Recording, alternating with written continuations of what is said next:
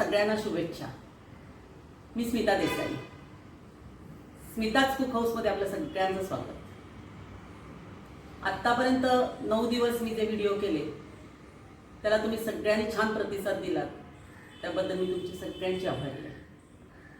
आज आपण दसरा स्पेशल म्हणून श्रीखंड बघूया। आपण श्रीखंडासाठी हे 2 लिटर दूध घेतलंय आणि मी ते तापून त्याच्यावर येणारी साय मी वेगळी विरजणार आहे आणि हे दूध वेगळं विरजायचंय। आत्ता उन्हाळा चालू असल्यामुळे विरजण थोडं कमी लागतं, थंडीत लावताना विरजण जास्ती लावायला लागतं।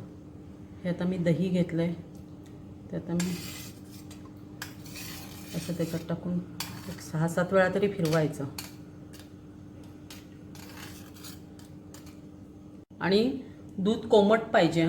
गरम दुधाला नाही विरजण लावायचं, दूध कोमट झालं की मग त्याला विरजण लावायचं, तापवलेलं दूध। तसेच छोटंसं विरजण घेऊन मी या साईला वेगळं लावणार आहे। ती साई वेगळी का विरजली आहे मी तुम्हाला चक्का टाकताना सांगेन।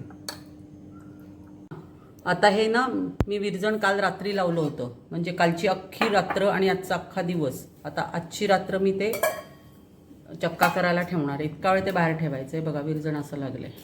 आणि ही जी साई आहे ही मी चक्क्यात टाकणार नाही, ही आपण जेव्हा श्रीखंड करायचं ना तेव्हा त्याला वरनं घालायची, म्हणून मी बाजूला ठेवणार आहे फ्रीजमध्ये। आणि श्रीखंडासाठी अशा जर पिशव्या शिवल्या आणि त्या लावल्या तर ते जास्ती सोप्या पडतात। आणि असं जर नसेल तर आपण नेहमी जसं फडक्यात गुंडाळून वगैरे वरती वरवंटा किंवा काहीतरी पाटा असं ठेवतो, जड वस्तू एखादी, तसं ठेवून चक्का केला तरी चालतो।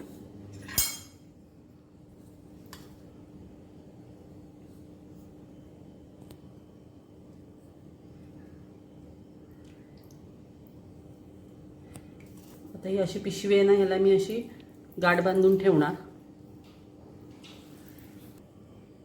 आता ही मी अशी टांगून ठेवणार पिशवी रात्रभर। हा आपला आता चक्का तयार आहे।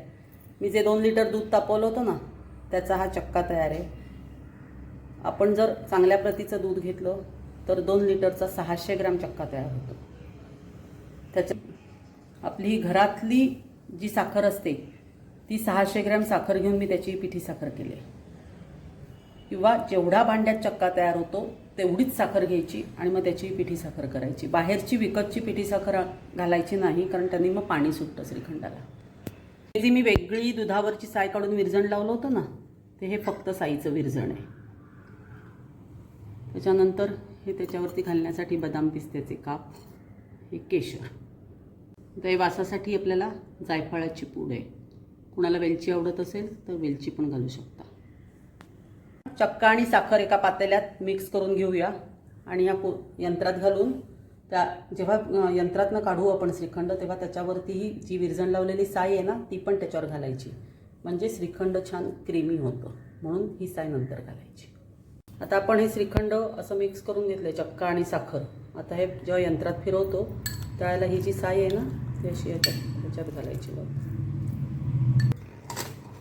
आपण असं। आता हे आपलं केशरी श्रीखंड तयार आहे। आता कुणाला ह्याच्यात जायफळ हवं असेल तर जायफळ घालू शकता, वेलची हवी असेल वेलची, नुसते ड्रायफ्रूट्स, काही जण फळं पण घालतात। ते प्रत्येकजण आपापल्या आवडीनुसार तुम्ही ह्याच्यात। तुम्हाला माझे व्हिडिओज आवडत असतील तर लाईक, शेअर आणि सबस्क्राईब करायला विसरू नका। धन्यवाद।